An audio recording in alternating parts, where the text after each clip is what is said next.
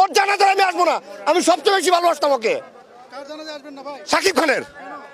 ভাই একটি জানাজায় ওকে পাই না, একটি জায়গায় ওকে পাই না। কেন আসবে না সে? ওকে বানাইছি ওর বাপ ইন্ডিয়ারা, আমরা বানাইছি। আমি নৃত্য পরিচালক সাইফুল ইসলাম, আমি আমার বাড়ি বিক্রি করে দেবো। কত টাকা লাগবে একটা জানাজা আসতে? লাশের কাছে আসতো ঘৃণা করে আমাদের। আর মরবে না তো, সাকিব মরবে না, সুচিতা মরবে না, ববিতা মরবে না তো। ইল্লা পার হয়ে গেছে, দরকার নাই নাকি? এটাই মনে করো। না না, সবসময় কাজ থাকে না ভাই। কয়টা সময় কাজ থাকে ভাই? কয়টা কাজ থাকতে পারে ভাই? 15 মিনিট কি কাজ কি ফেলে আসা যায়? আমরা কি কাজ ছাড়া নাকি? এগুলো হলো মনের উপরে নির্ভর। আপনি কি করবেন, কি ভাববেন? আমরা কি কাজ ছাড়া? আমরা কি ইন্ডাস্ট্রি ডেউটিন? আমরা কি ইন্ডাস্ট্রি ডেউটিন?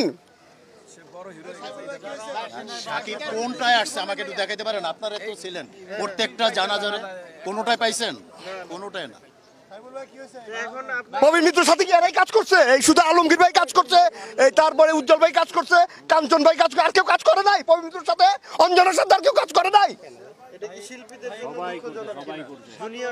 শুধু মিশেই কাজ করছে। তাদের উদ্দেশ্যে একটি কথাই বলবো, আপনারা মরবেন। আপনাদের মরতো তখন আমরা আসবো না। আমরা কি একাই কাজ করছি? একজন কি সাকিব কাজ করে নাই এখানে? সাকিব তো কারো কেউ মনে আসে না কেন? হ্যাঁ, কেন আসবে না সে? ওকে বানাইছি ওর বাপ ইন্ডিয়ারা, আমরা বানাইছি। আমরা বানাইছি সাকিব খান। আমাদের রক্ত দিয়ে আমরা সাকিব খান বানাইছি, আমাদের শ্রম দিয়ে আমরা সাকিব খান বানাইছি। আমি তো বললাম আমি আগে আসবো না, ওর জানাজায় আমি আসবো না। আমি সবচেয়ে বেশি ভালোবাসতাম ওকে।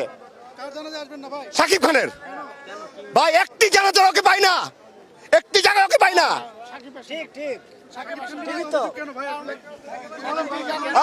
ভাই প্রবীণ মিত্রের সাথেও কাজ করে নাই, অঞ্জনের সাথেও কাজ করে নাই, আর শিল্পীদের সাথেও কাজ করে নাই।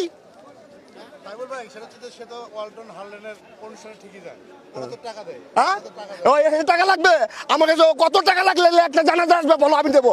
আমি সাইফুল ইসলাম, আমার বাড়ি বিক্রি করে দেবো। যাও, আমি নৃত্য পরিচালক সাইফুল ইসলাম, আমি আমার বাড়ি বিক্রি করে দেবো। কত টাকা লাগবে একটা জানাজা আসতে? ঠিক আছে, ঠিক আছে।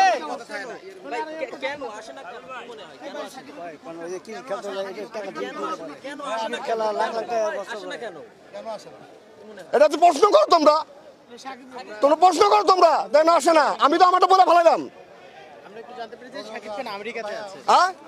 এইবারই আমি প্রত্যেকবারই আমেরিকা থাকে, সে প্রত্যেকবারই সে আমেরিকা থাকে, প্রত্যেকবারই সে ব্যস্ত থাকে।